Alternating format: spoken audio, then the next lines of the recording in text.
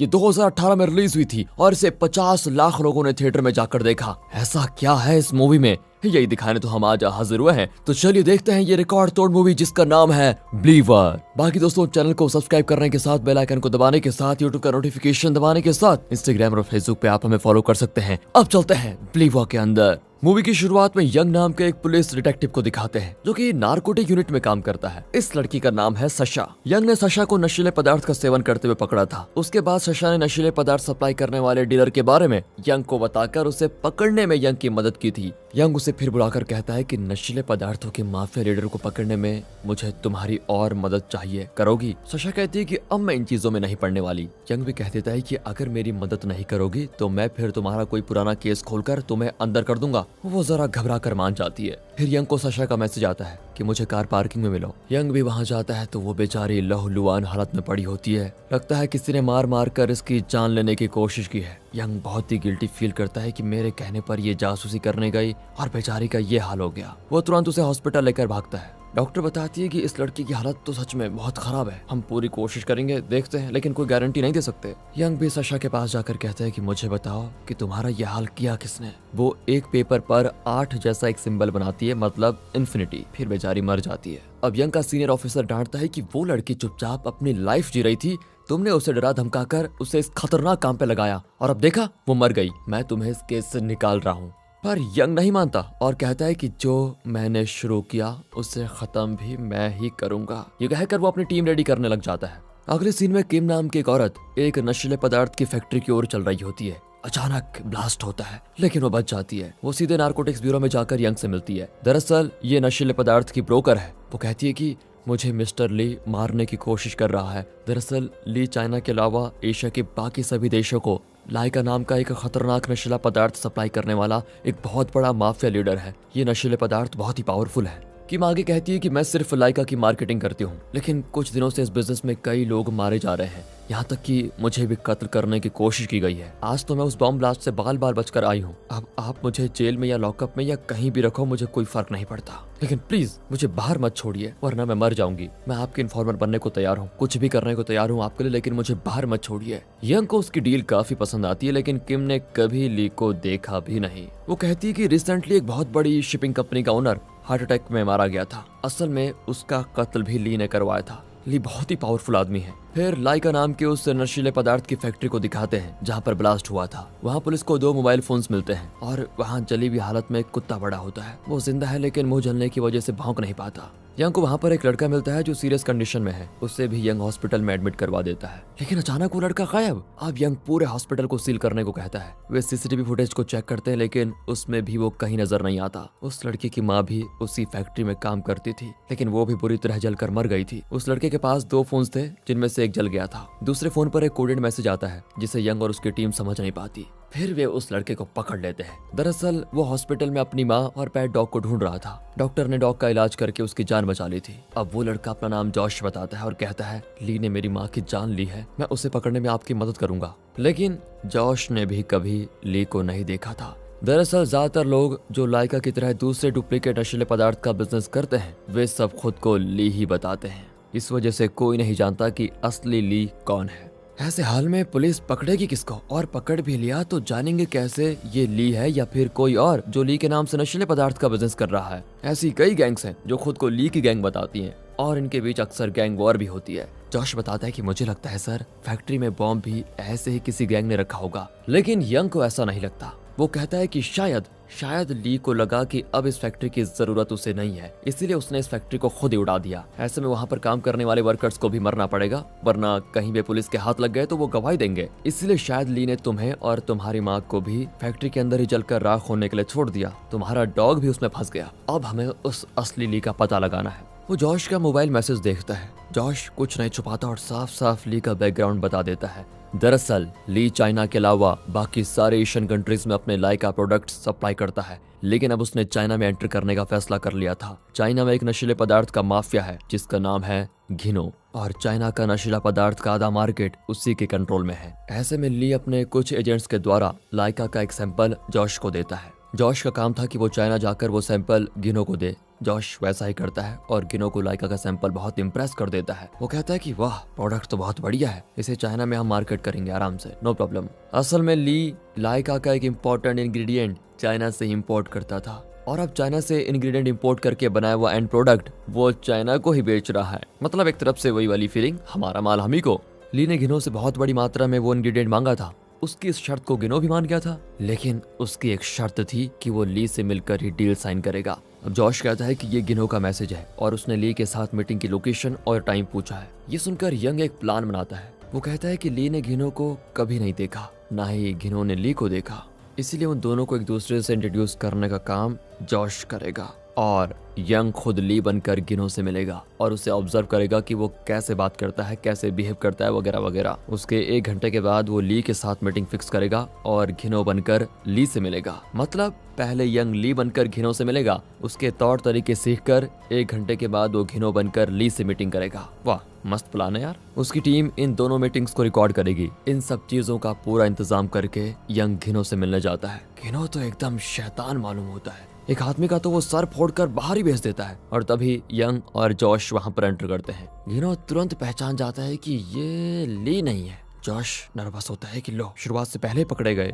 लेकिन यंग भी इतनी जल्दी हार मानने वाला नहीं था। वो एकदम कूल होकर कहता है कि आप तो 30 बार खान निकले मिस्टर गिनो, मैंने कब कहा कि मैं ली हूँ, मैं उनका असिस्टेंट हूँ। ली इतनी आसानी से किसी से नहीं मिलता, आपको तो सिर्फ बिजनेस से मतलब होना चाहिए। मैं यहाँ पर बहुत बड़ी मात्रा में वो इंग्रेडिएंट लेने के लिए आया हूँ जिससे लाइका बनता है। आप वो दे देंगे तो हम लाइका बनाकर बड़े बड़े ड्रम्स में आपको सप्लाई करेंगे। अगर वो पसंद आ गया तो आगे की बात होगी। अब ये सुनकर घिनो जरा चिढ़ जाता है क्योंकि वो ली को देखना चाहता था। लेकिन तब यंग उसे लाइका का एक सैंपल देता है। इतने में घिनो की गर्लफ्रेंड आकर उसका आधा खुद ले लेती है और आधा घिनो लेता है। उसे सूंघने के बाद तो दोनों का मूड बन जाता है। घिनो कहता है कि अगली बार ली को ही आना होगा वरना मैं तुम दोनों को जिंदा गाड़ दूंगा। तो ये मीटिंग हो गई खत्म। 1 घंटे के बाद अब यंग को घिनो बनकर ली से मिलना है। यंग ने घिनो के हर मूव को बहुत ही गहराई से ऑब्जर्व किया था। अब वो घिनो की तरह ड्रेस करके उसी की तरह बिहेव भी करने लगता है। उसके टाइम में एक कैमरा होता है जिसके जरिए उसकी टीम बगल वाले कमरे से सब कुछ देख रही होती है। ली के साथ यंग की मीटिंग होती है, लेकिन वहाँ ली नहीं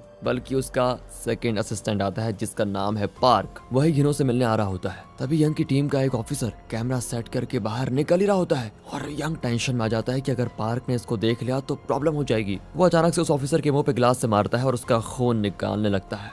और ये देखकर पार्क जरा डर जाता है कि ये तो बहुत खतरनाक आदमी है। यंग की बातें, बर्ताव सब कुछ घिनो की तरह होता है। मीटिंग के दौरान पार्क लाइका का एक सैंपल लाकर यंग को देता है। वो एक नया नशीला पदार्थ भी यंग को सैंपल के तौर पर देता है और कहता है इसे ट्राई करके देखिए, आप हमारे प्रोडक्ट्स के दीवाने हो जाएंगे। अब यंग सोच में पड़ जाता है कि फर्स्ट टाइम इसे ज्यादा मात्रा में ली तो जान भी जा सकती है। जॉश भी ये सेंस कर लेता है और पार्क का हाथ पकड़कर उसे रोकता है। पार्क गुस्से में जॉश को मारता है। अब इनकी लड़ाई रोकने के लिए यंग पूरा रौब दिखाता है और उस सैंपल को सूंघ ही लेता है। फिर पार्क के मुंह से गन दबाकर कहता है कि मैं यहाँ सिर्फ ली को देखने आया हूँ, अगली बार अगर ली के बदले तुम आए तो मैं तुम्हें जिंदा नहीं छोड़ूंगा। उसे धमकाकर यंग कमरे में चला जाता है। अंदर जाने के बाद पता चलता है कि यंग का शरीर थर थर थर कांप रहा होता है। उसकी हार्ट बीट बहुत ज्यादा बढ़ जाती है। किसी तरह उसे बाथटब में लिटाकर आइस से भर देते हैं ताकि उसके शरीर की गर्मी कम हो जाए, लेकिन उसे सांस लेने में तकलीफ हो जाती है तो जॉश उसे बाहर निकाल देता है। अब तो उसका हार्ट बीट लगभग रुक चुका है। जॉश झट से एक इंजेक्शन निकालकर उसको लगाता है।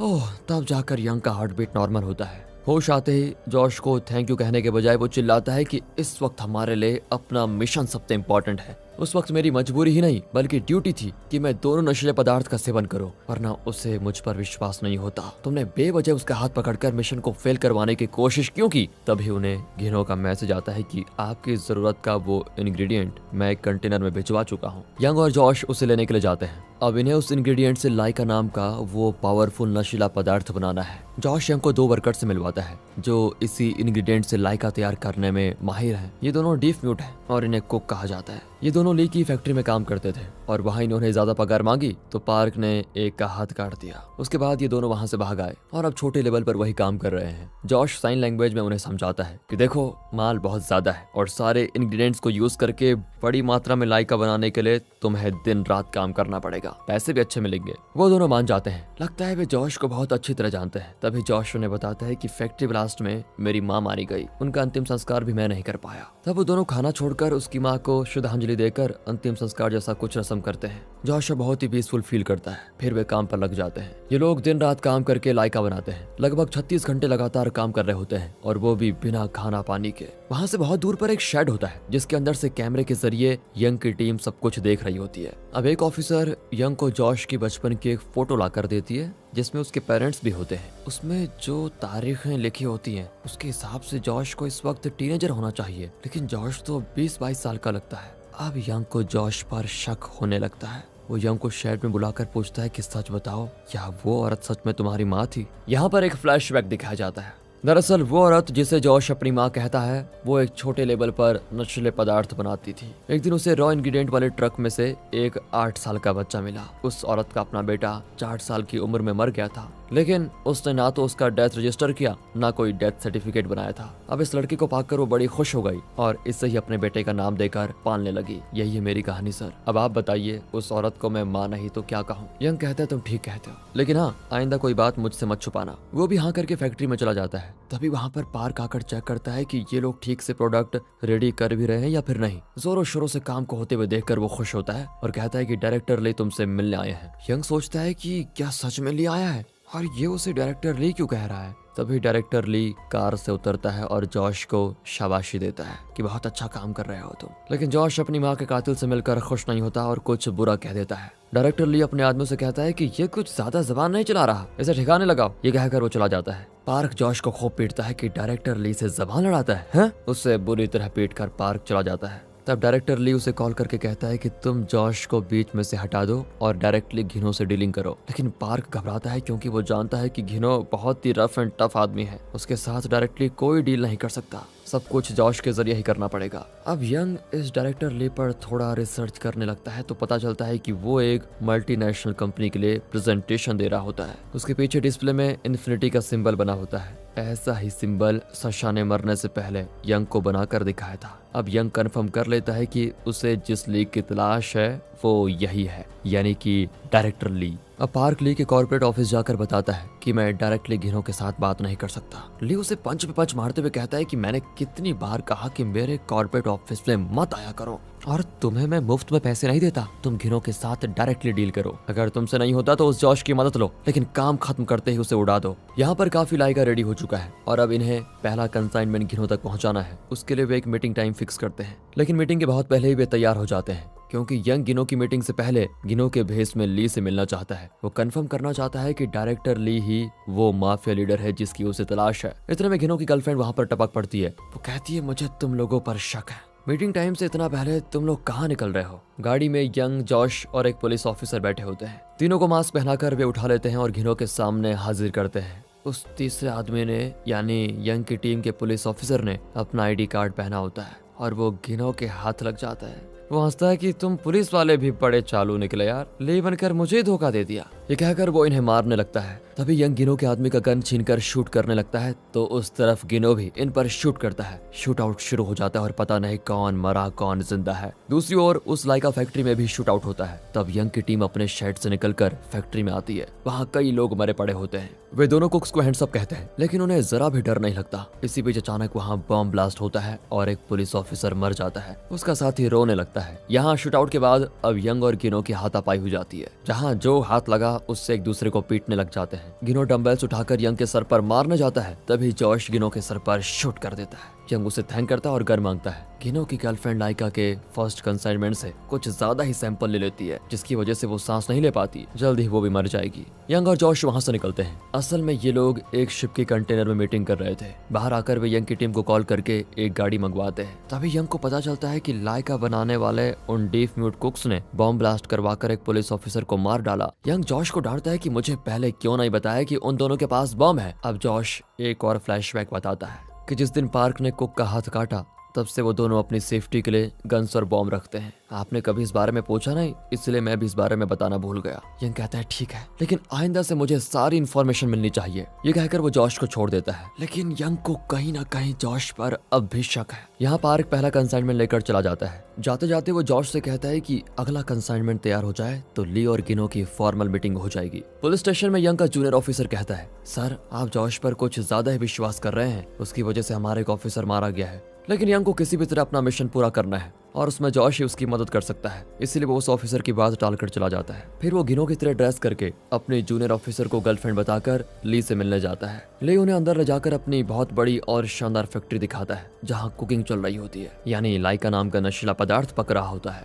यहाँ आने से पहले जॉश ने यंग से कहा था, अगर इस मीटिंग में मुझे कुछ हो जाए तो मेरे डॉग रॉनी का ख्याल रखे, उसे मरने मत दीजिए। लेकिन यहाँ मीटिंग बहुत ही स्मूथ चलती है। पूरी फैक्ट्री में घुमाकर ली कहता है, मुझे गिनो से कुछ प्राइवेट बातें करनी है, तुम पार्क के साथ जाओ। ये कहकर वो जॉश को पार्क के साथ भेज देता है। पार्क और उसके लोग जॉश को एक जगह बांध कर रखते हैं और उसके मुंह पर टेप लगा देते हैं। लगता है कोई खतरनाक इंजेक्शन देंगे जिससे जॉश को हार्ट अटैक होने वाला है। पार्क कहता है, मैं तो तुम्हारे टुकड़े टुकड़े कर कर मार डालना चाहता था, लेकिन डायरेक्टर ली ने कहा जवान लड़का है, बेचारे को नॉन वायलेंट तरीके से मारो, इसीलिए मैंने ये अरेंजमेंट किया है। उसके शरीर में कोई केमिकल चढ़ाया जाता है। यहाँ गिनो यानी यंग कहता है, मुझे लगा इस बार मैं ली से मिलूंगा, लेकिन तुम्हें देखकर लगता नहीं कि तुम ली हो। मुझे लगता है तुम्हारे पिता शिपिंग कंपनी चलाते हैं, लेकिन तुमने कुछ इंजेक्ट करके उन्हें आर्टिफिशियल हार्ट अटैक से शिकार बना दिया और अब खुद को कंपनी के ओनर बनाए यहाँ बैठे हो। डायरेक्टर ली कहता है कि अगर तुम ऐसा सोचते हो तो मैं कुछ नहीं कर सकता। वो एक बटन दबाता है और उसकी गैंग आ जाती है। डायरेक्टर ली कहता है कि क्या तुमने भगवान को देखा है? नहीं ना, लेकिन फिर भी उस पर विश्वास करते हो ना। वैसे ही ली पर भी लोग विश्वास करके बिजनेस करते हैं, लेकिन किसी ने ली को नहीं देखा है। अगर तुम विश्वास नहीं करते हो तो मैं तुम्हारे साथ बिजनेस नहीं करूंगा। अब यंग गिनो की तरह रॉब झाड़ता है कि चाइना में मेरे बारे में पूछोगे तो पता चलेगा मेरा लेवल क्या है। बिजनेस होगा तो मेरी मर्जी से। और तभी लिफ्ट खुलती है और एक लड़की ट्रॉली में कुछ लेकर आती है। उसकी ड्रेस पर खून के छींटे होते हैं और वो बहुत ही डरी दिखती है। इस बॉक्स में क्या है ये ना तो ली जानता है ना यंग। वो लड़की बताती है कि ये मिस्टर ली के लिए भेजा गया है। ली उसे खोलता है तो अंदर एक कटा हुआ हाथ होता है। ये पार्क का हाथ है। दरअसल जॉश ने जिन 2 कुक्स को लाइका बनाने का काम दिया था, उनमें से एक हाथ पार्क ने काटा था। उसका बदला लेने के लिए उन्होंने पार्क का हाथ काट दिया। शायद वो दोनों कुक्स यहाँ अपने दोस्त जॉश को बचाने आ गए हैं। उस हाथ में एक फोन होता है जिसमें ली नाम का कोई कॉल करता है। तो क्या डायरेक्टर ली असल में ली नहीं है? यंग झट से फोन उठाता है। इससे पहले कि वो बात करे, लिफ्ट खुलती है और कुछ आदमी अंदर आकर स्मोक बॉम्ब फेंकते हैं। फिर स्मोक में दिखने वाले चश्मे और मास्क पहनकर वो लोग शूट करने लगते हैं। डायरेक्टर ली बचने की कोशिश करता है, लेकिन यंग उसे रोककर लड़ने लग जाता है। एक औरत बचने की कोशिश करती है, लेकिन पुलिस ऑफिसर उससे लड़ने लग जाती है। यंग डायरेक्टर ली की नाक पर अपना सर पटक कर उसकी नाक ही तोड़ देता है और उसे उठाकर धाड़ करके जमीन पर पटकता है। इतने में कोई यंग के शोल्डर पर शूट कर देता है। तभी यंग की टीम वहां पर आ जाती है। अब वो स्मोक बॉम्ब वाला गैंग मास्क उतारता है तो पता चलता है कि वे सभी 18 साल के कॉलेज स्टूडेंट्स हैं।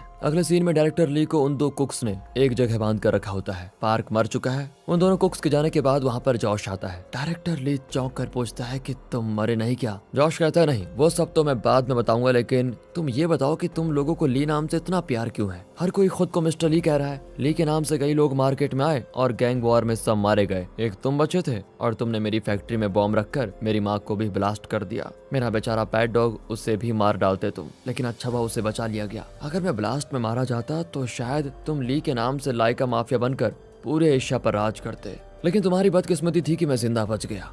ये सब सुनकर डायरेक्टर ली एकदम शॉक हो जाता है। तो क्या जॉश ही असली ली है? अब तक 9 लोगों की हत्या की गई है। वे सब खुद को ली कहते थे और वे सब खुद को लाइका बनाने वाले ड्रग माफिया लीडर प्रूव करना चाहते थे, पर मुझे किसी पर विश्वास नहीं था, क्योंकि हम कोरियन लोगों का जीन ही ऐसा है। हम झूठी आइडेंटिटी ढूंढकर उसमें खुश होने लगते हैं। मुझे लगा कि शायद तुम भी ली का नाम रखकर वैसी खुशी महसूस करते थे, लेकिन तुम सभी नकली ली से एकदम आगे निकल गए और तुमने तो मेरी फैक्ट्री ब्लास्ट करवाकर मुझे मिटाने की कोशिश की। मेरी माँ जलकर मर गई, मेरा बेचारा डॉग वो जल गया। मैं जानना चाहता था कि मेरे डॉग की ये हालत करने वाला वो आदमी है कौन, इसीलिए मैंने पुलिस के साथ कोऑपरेट किया। मुझे पता था कि वे तुम्हें ढूंढ लेंगे। अब तुम्हें पकड़ ही लिया है तो मैं अपना असली रूप तुम्हें दिखाना चाहता हूँ। जिस तरह मेरा डॉग जलकर तड़पा और बेचारा अब भौंक भी नहीं पाता, उसी तरह तुम्हें भी जलाकर तड़पाना चाहता हूँ। जॉश के साथ ही उसकी पीठ पर एक वेल्डिंग गन से जलाने लगते हैं। वो तड़प रहा होता है। फिर यंग को जॉश का कॉल आता है और कहता है कि मुझे पता था आप ली को पकड़ लेंगे, आप जल्दी से 2nd फ्लोर पर जाकर देखिए। यंग तुरंत वहां पर जाता है तो डायरेक्टर ली की पीठ जली भी होती है और वो भी उसी पैटर्न में जिस तरह जॉश का डॉग जला हुआ था, पर जान अभी भी बची होती है। यंग तुरंत उसे हॉस्पिटल भिजवा देता है। यंग को पहले जॉश पर शक था, अब कंफर्म हो गया है कि वही असली ली है। यंग उसकी डॉग को देखने जाता है। जॉश ने अपने डॉग का नाम रॉनी बताया था, लेकिन यंग उसे उस नाम से पुकारता है तो वो कोई रिएक्शन नहीं देता। यंग सोच में पड़ जाता है कि ली अगर इसका नाम रखता तो क्या रखता, उसकी सबसे पसंदीदा चीज क्या हो सकती है। यहाँ पर पॉज करके दोस्तों आप गैस कीजिए कि ली ने अपने डॉग का क्या नाम रखा होगा। यहाँ यंग गैस करके उस डॉग को लाइका कहकर पुकारता है तो वो तुरंत उठ जाता है। दरअसल ली को अपनी फैक्ट्री में बना वो लाइका नाम काफी पसंद था, इसीलिए उसने अपने डॉग का भी वही नाम रखा। जॉश हमेशा यंग से कहता था कि मेरे प्यारे डॉग को बचा लीजिए, अगर मुझे कुछ भी हो जाए तो रॉनी को मरने मत दीजिए। ये सब सोचकर यंग 100% श्योर हो जाता है कि जॉश ही असली ली है। यंग अब जॉश यानी ली को ढूंढने निकल पड़ता है, लेकिन ली अपने डॉग लाइको को लेकर वहां से निकल जाता है। पुलिस कमिश्नर प्रेस कॉन्फ्रेंस में बता देता है कि हमने नशीले पदार्थ के उस खतरनाक लीडर ली को पकड़ लिया है। वो अपने सारे गुनाह कबूल कर चुका है। उसने नशीले पदार्थ का बिजनेस ही नहीं कई कत्ल भी किए हैं। अब इस देश में नशीले पदार्थ का बिजनेस बंद हो जाएगा। पूरा नारकोटिक्स डिपार्टमेंट खुश हो जाता है कि इतने खतरनाक आदमी को हमने पकड़ लिया, लेकिन सिर्फ यंग असलियत जानता है। वो सीनियर ऑफिसर को बताता है कि वो असली ली नहीं है। सीनियर कहता है तुम कैसे पुलिस वाले हो यार, कुछ अच्छा हो रहा है, सब खुश हैं, वो पकड़ा गया, लेकिन तुमसे खुशी हजम नहीं होती। पूरे डिपार्टमेंट का नाम रोशन हो गया है, तुम्हें प्रमोशन भी मिलेगा, और क्या चाहिए, जाओ जाकर अगला केस संभालो। यंग चिढ़कर अपना आईडी कार्ड फेंक कर चला जाता है कि मुझे झूठ पे टिकी हुई ऐसी नौकरी नहीं चाहिए। सभी चौंक जाते हैं कि अब आप कहाँ जाएंगे। यंग कहता है कि मैं एक कुत्ता लेने जा रहा हूँ, और यंग वहाँ से 500 किलोमीटर ड्राइव करके बर्फ से ढकी एक जगह पर जाता है और एक घर के आगे रुकता है। लाइका तैयार करने वाले वो दोनों कुक्स वही होते हैं। यंग लाइका करके पुकारता है तो वो कुत्ता पूंछ हिलाता हुआ बाहर चला आता है, लेकिन यंग ने इस जगह का पता कैसे लगाया? ली शायद इतनी दूर इसीलिए आकर रह रहा है क्योंकि उसे पता है कि ये जगह किसी को पता नहीं होगी। ऐसे में यंग को कैसे पता चला? क्या यहाँ भी आप गैस कर सकते हैं दोस्तों? दरअसल यंग जानता था कि जॉश हर हाल में इस डॉग को लेने जरूर आएगा, इसलिए उसने लाइका की बॉडी में एक जीपीएस ड्राइव फिक्स करके रखा था। ली ये नहीं जानता था और वो लाइका को उठाकर वहाँ से लेकर चला गया। यंग का प्रेजेंस ऑफ माइंड वाकई लाजवाब है। यंग कहता है मैं जानता हूँ, बल्कि मैं जान चुका हूँ कि तुम ली हो। ली भी कह देता है कि दुनिया की नजरों में तो ली पकड़ा गया, आप भी इस मामले को वहीं छोड़ दीजिए तो अच्छा होगा। यंग कहता है लेकिन असली ली तो तुम हो। अब ली कहता है कि सर मैं खुद नहीं जानता कि मैं कौन हूँ। मैं अपना जो फ्लैशबैक बताया था उसमें मैंने कई बात छुपाई थी। उस ट्रक में मैं अकेला नहीं था, मेरे पेरेंट्स भी आए थे, लेकिन दोनों ही नशीले पदार्थ के आदी थे। उस ट्रक में नशीले पदार्थ का जो इंग्रेडिएंट था उन्होंने बहुत ज्यादा क्वांटिटी में उसका सेवन कर लिया, जिसकी वजह से दोनों मर गए। पता नहीं ये सच है या फिर ये यंग की सिंपैथी जीतने के लिए कहानी सुना रहा है। फिर वो यंग को कॉफी बना कर देता है। यंग अपनी गन टेबल पर रखकर बैठता है। टेबल के नीचे ली ने भी गन रखी होती है, वो भी अपनी गन टेबल पर रखकर बैठता है। दोनों बाहर प्रकृति की खूबसूरती को निहारने लगते हैं। सीन घर के बाहर शिफ्ट होता है जहाँ ली के साथ ही वही दो कुक्स अपना काम कर रहे होते हैं। यंग ली से पूछता है क्या लाइफ में कभी तुमने स्माइल किया है, कभी खुश रहे हो? दरअसल पूरी मूवी में कहीं पर भी ली के चेहरे पर हंसी नहीं है। इस पर ली की आंखें नम हो जाती हैं। इस तरफ यंग की आंखों में भी आंसू होते हैं। सीन फिर से बाहर शिफ्ट होता है और कुछ देर उस घर को दिखाते हैं। अचानक घर के अंदर से गन शॉट की आवाज आती है और रोशनी भी दिखती है, मतलब अंदर एक गोली चली। यंग और ली में से किसी एक को शायद गोली लगी थी या फिर नहीं भी लगी होगी। किसने किसको शूट किया आप गैस कीजिए। लेकिन बाहर खड़े उन दो कुक्स को पता नहीं चलता क्योंकि वे सुन और बोल नहीं सकते। लेकिन अंदर किसने किसको शूट किया, क्यों किया और असल में क्या हुआ, ये मिस्ट्री तो उसके सेकंड पार्ट में खुलेगी।